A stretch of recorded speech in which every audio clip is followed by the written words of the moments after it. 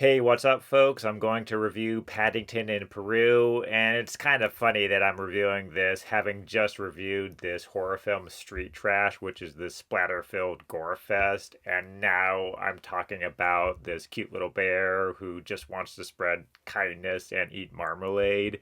So I'm experiencing a little tonal whiplash here, but without further ado, let's get into this review and see how this sequel stacks up to the rest of the series. The film follows Paddington and the Brown family as they travel to Peru in search of Aunt Lucy, who has mysteriously disappeared from the home for retired bears. What starts as a heartfelt journey quickly turns into a full blown treasure hunting adventure with echoes of Indiana Jones and Treasure Island. First of all, Dougal Wilson takes over from Paul King as the director, which sometimes can be a risky move in a franchise like this, although I did think that Wilson showed an affectionate respect for the world King built and maintains the charm and tone of the series throughout this sequel. Ben Whishaw just continues to be the absolute heart and soul of these movies. His voice performance as Paddington is as warm, endearing, and heartfelt as ever.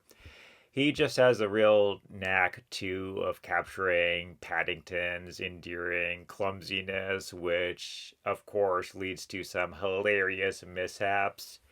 Although I will say that some of the comedic timing and some of the scenes lacked the inventiveness of the first two films.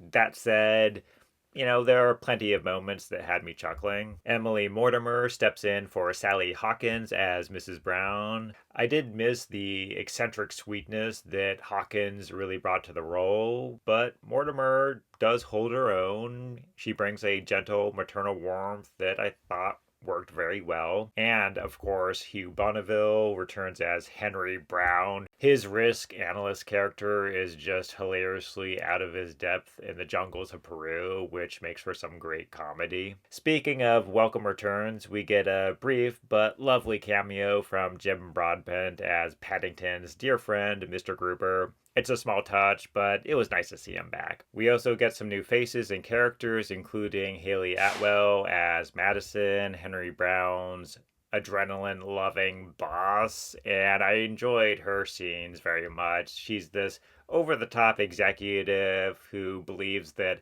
risk assessment should include more risk, which is just hilarious. Like, skydiving, even her assistants parachuting her lattes, and all sorts of corporate antics. So I thought her character brought a nice comedic energy into the mix and was just a nice addition. We gotta talk about Antonio Banderas. He plays Hunter Cabot, an adventurer for hire whom the Brown family enlists to help them find Paddington's missing Aunt Lucy. Man, Antonio Banderas nearly steals every scene he's in. He's clearly having an absolute blast playing this character who is kind of a mix of Jack Sparrow, Captain Hook, with maybe a little bit of Zorro put in there, but delivers some of the biggest laughs for me, and his comedic timing is so good, and I really, really enjoyed his performance. Then we have Olivia Colman as the Reverend Mother, who really brings on the weird factor.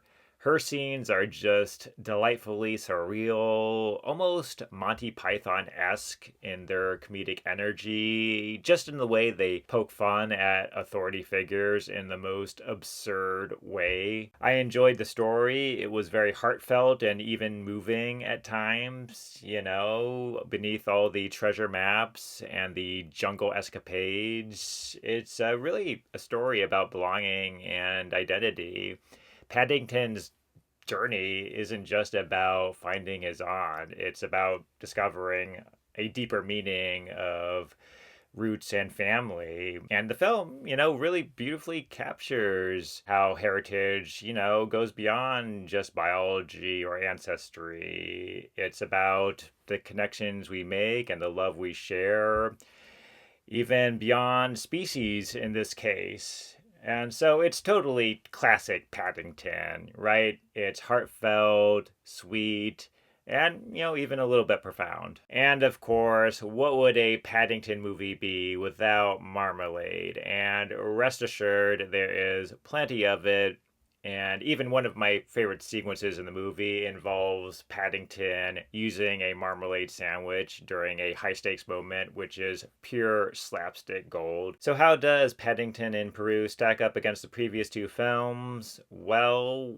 I would say that while it doesn't quite reach the comedic perfection and the whimsical ingenuity of those first two movies, it's still a fun adventure film which has humor and heart and also expands Paddington's world in fun ways with some nice new talent thrown into the mix and also stays true to the franchise's core message, which is kindness, compassion, creativity, and of course, the magic of a marmalade sandwich. So I would give this one 3.5 out of 5 stars. I really, really enjoyed it. It was a good time at the movies, and I think if you like the Paddington series, you'll really enjoy this one. So let me know if you're going to go see it, if you like these films, or if you've seen it, what are your thoughts? Please share your insights in the comments below.